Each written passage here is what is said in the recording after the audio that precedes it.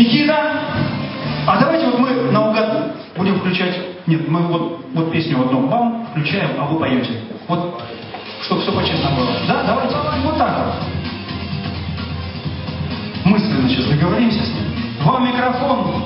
Ребята здесь, они мысленно уже тоже договорились, какой танец будут исполнять. Маша, крепитесь. Ну что ж, дорогие друзья,